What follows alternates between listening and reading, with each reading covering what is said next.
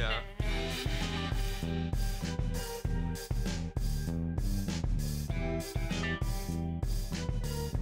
We thought we had everything we needed for 3 days of backpacking in Patagonia. One of us thought wrong. About 2 hours to drive from Puerto Natales to the entrance of the famous national park synonymous with Patagonia. We wouldn't know. We slept. Upon arrival, a ranger boards your bus and informs everyone that they must disembark to get their entrance tickets scanned before entering. After you make it to the entrance, you take another short bus to the trailhead. We got there a little bit before 10 and started gearing up. How big should I make the hole? It chokes me. I think it's gonna be fine. The weather was beautiful. Unfortunately, it only got worse from there. We made it to our first big decision. One thing about Torres de Paine is you can't cook or camp anywhere except designated areas, and you have to reserve them ahead of time. The park is a strange mixture of luxury and ruggedness. You can pay anywhere from $11 per night to $180 for a dorm and food, to $1,500 per day for a luxury hotel with included excursions. So basically, to experience the park, you have to be a part of the global rich, which we are. But you soon realize that this park really runs off the super mega rich, for which there is a significant amount all around you. This means that the rest areas are less like your typical hostel common area and more like luxury ski lodges. It is an outdoor experience unlike anything I've ever seen before. A little side note, our W trek cost us about $150. We could have done it for $50 in theory if we had hitchhiked and skirted the fees more artfully. So, in my experience, there are four parts of a hike, and they mirror the 4 stages of life. First off, you have baby legs. You're just getting your feet under you, and it's awesome. You can just go and go. And pretty soon, you transition into the angsty teenager stage. Yeah, for example, I'm pissed at Isaac right now. And so we've got a while with angsty teenager, I think, before we hit middle-aged.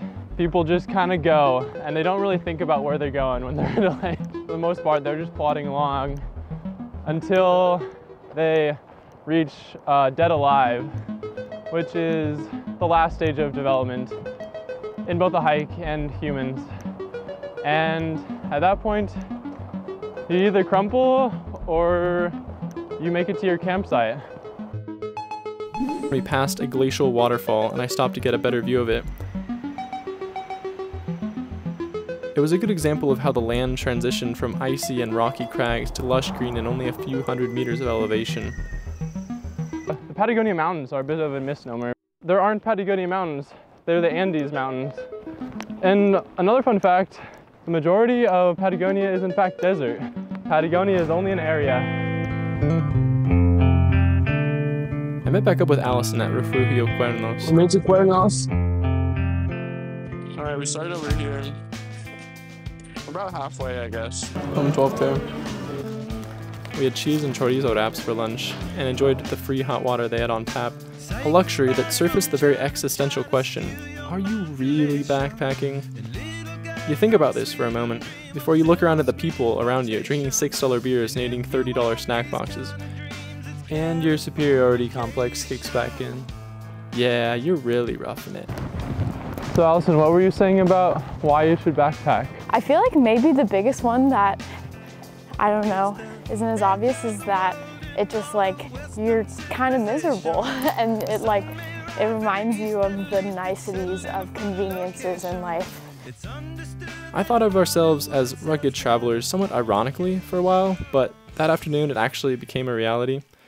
It hit us quite literally so hard that we could barely stay on our feet. We're going through some brutal rain right now, and snow. The winds are battering at us, and we are soaked. The wind, which has become quite infamous in the park, is not a joke. The records say that the winds were 47 kilometers per hour that day. In sleet and rain and a 17-mile day, and you have ruggedness, I dare say. Plus, Allison thought she could do it all with a single trash bag for protection. I think it's gonna be fine. A quick shout out to the sponsor of this video someday, Ponchos. They're small, they're effective, they're cheap, and they're better than a trash bag. If you're considering getting a rain jacket, don't. Get a poncho. As we speak, I just stepped in massive mud. At this point, my feet are drenched anyways, so I should probably just walk through the puddle, but you know, I'm keeping my pride intact.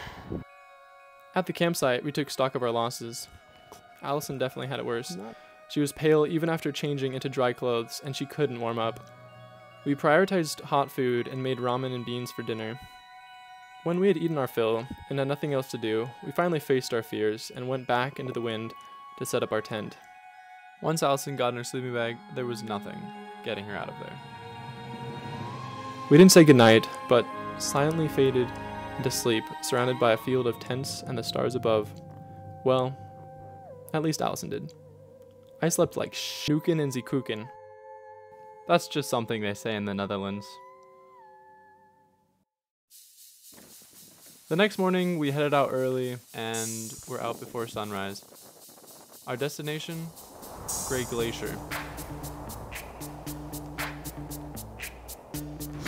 The wind hadn't let up, but at least there wasn't any rain.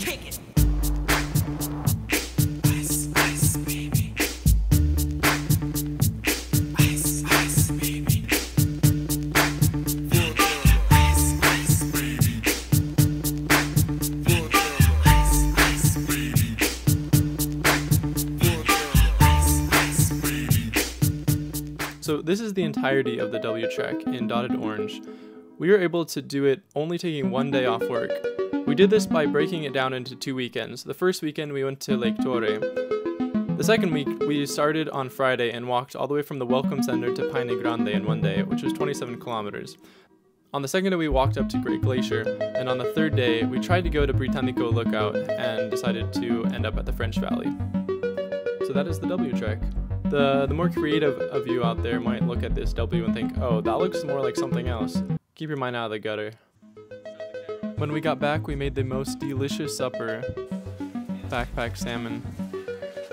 Then we pointed out stickers on the wall that we decided to live by. And that was day 2.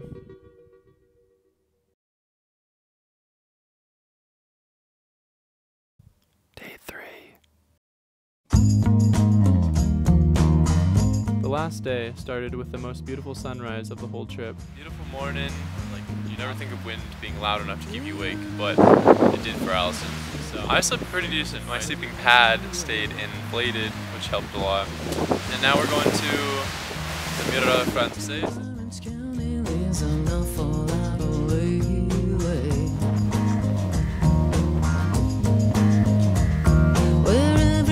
A doctor or a specialist in retail. They'll sell you all the speed you want if you can take the blackmail.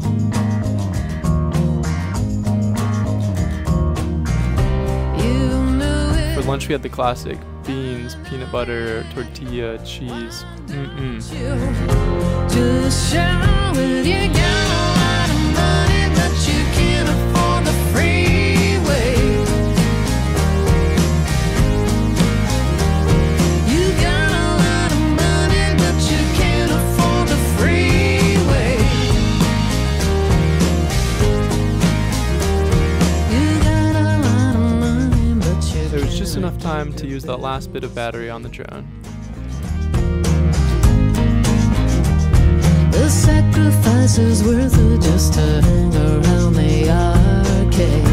We just made up to the top. We're coming back down. The tricky thing is, You found yourself a prophet, but you left him on the boardwalk.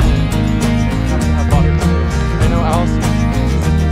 Another chocolate is Way too ahead of me, she already is. brownie out by your tongue.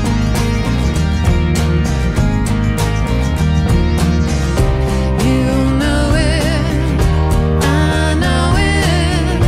Why don't you just show that you got a lot of money, but you can't afford the freeway?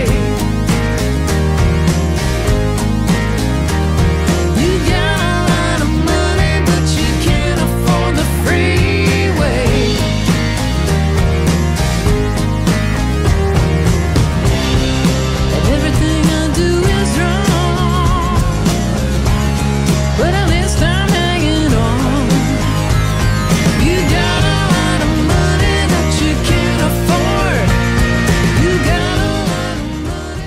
And we made it. We packed up our tent, and we got on the ferry. And we found a way to hitchhike back.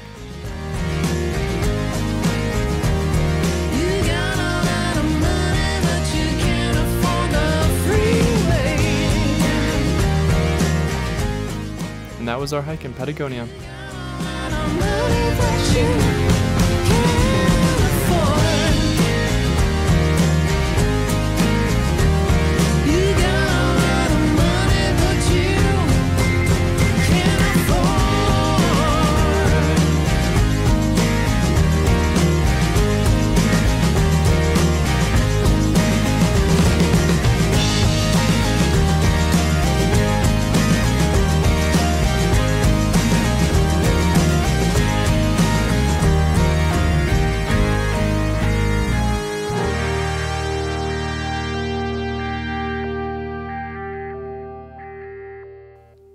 Thanks for watching.